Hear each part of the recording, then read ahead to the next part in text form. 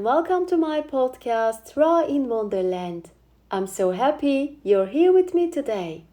In this episode, I want to take you into the world of Brave New World by Aldous Huxley. I first read this novel years ago, and recently I had the chance to revisit it because it was selected in our book club.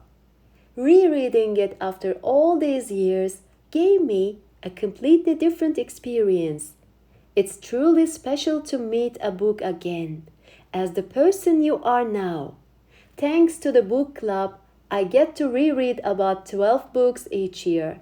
And while sometimes that feels a little intense, other times I'm just grateful for the chance to revisit stories that meant something for me.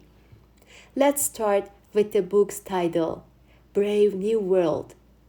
It was published in 1932, and the title comes from Shakespeare's play, The Tempest. There's a line by the character Miranda. "Oh, brave new world that has such people in it." Miranda has lived in isolation and seeing other people for the first time, reacting with amazement and innocence. But Huxley gives the phrase an ironic twist. The world Miranda finds beautiful is, in Huxley's book, highly controlled and dystopian. In Huxley's imagined future, the story is set in the year AF 632, that stands for after Ford, referencing Henry Ford, the inventor of the modern assembly line.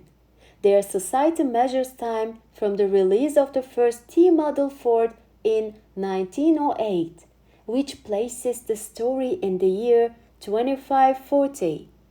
Ford is worshipped like a god in the society. People say things like, "Oh my Ford," instead of "Oh my God," and the Christian cross has been replaced with the capital letter T.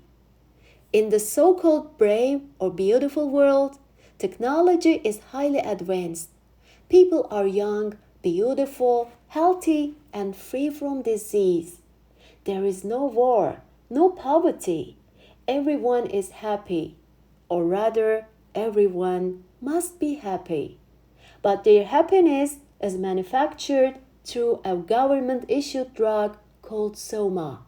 This drug erases sadness and ensures that people always feel good. There is no room for melancholy or existential questioning. However, this happiness comes at a cost. There is no family, no mothers or fathers. In fact, those concepts are considered obscene. There is no art, literature, or philosophy. People are conditioned to fear solitude, and monogamy is frowned upon. The slogan of this world is, "Everyone belongs to everyone." Children are not born, they are manufactured in hatcheries.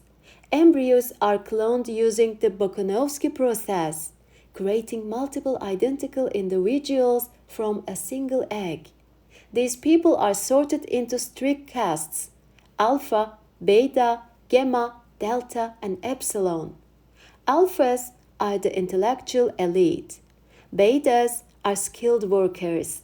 Gammas and deltas serve as lower-tier workers, and epsilons are heavily conditioned, physically and mentally limited laborers. Each caste is color-coded, wears assigned uniforms, and is conditioned to believe that their role in life is not only acceptable but ideal. They don't even dream of wanting more. There is even an experiment mentioned in the book, the Cyprus experiment, where they tried populating an island solely with alphas. It ended in chaos. Everyone believed they deserved to lead. No one wanted to serve. The experiment failed and was never repeated. It's a powerful illustration of how this dystopia needs its castes to function. In order for the world to be stable, not everyone can be alpha. That's the justification. But it's also a chilling reflection of many real-world systems, both past and present. One of the major themes in the book is the rejection of unhappiness. No one is allowed to feel sad. If someone starts to experience any form of discomfort, they are immediately told to take soma. The popular slogans are things like, "A gram is better than a damn," or "Never put off till tomorrow the soma you can take today." In this way, emotional depth, sadness, and struggle are completely eliminated from society. The system's foundational values are community, identity, stability. These values sound nice until you realize they come at the cost of individuality, freedom, and truth. There is also no aging. People receive hormone treatments, youth-preserving procedures, and blood transfusions to stay young. That is sanitized and presented as a pleasant experience. Children are conditioned from infancy to not fear death. They are even taken to visit dying people and offered sweets to associate that with joy. One of the most powerful quotes from the book is when the character John, who was grown up outside this system, says, "I don't want comfort. I want God. I want poetry. I want real danger. I want freedom. I want goodness. I want sin." And the reply he receives is, "In fact, you are claiming the right to be unhappy." Yes, we have the right to be unhappy, the right to feel low, the right to sit in our sadness, to think, to process, to struggle, and to grow. That's how resilience and meaning are born. But in Huxley's world, there is no room for that. Everything must be smooth, pleasurable, and instantly satisfying. This concept of instant gratification is deeply embedded in the society. Waiting is considered scandalous. One character even shares a memory where he had to wait 4 weeks to be with someone he liked, and it was seen as outrageous. Now, I'm not here to spoil the story or summarize every plot twist, but I do want to say this. Huxley's world is frightening because it exaggerates things we already see in our world.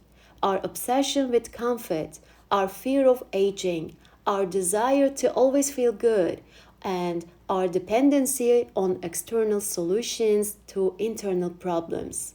This is not just a dystopian science fiction story. It's a mirror.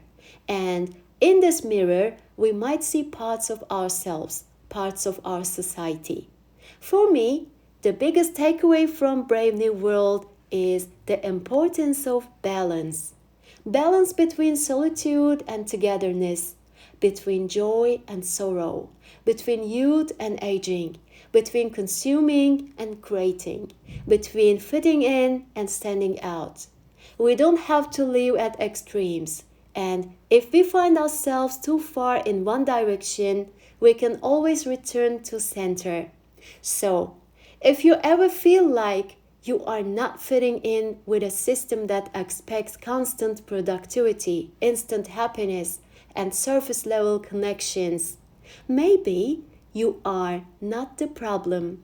Maybe you are just awake. Let's keep reading, keep questioning, and keep holding space for complexity. Until next time, stay curious, stay kind, and don't forget, you have the right to feel everything. Bye, guys!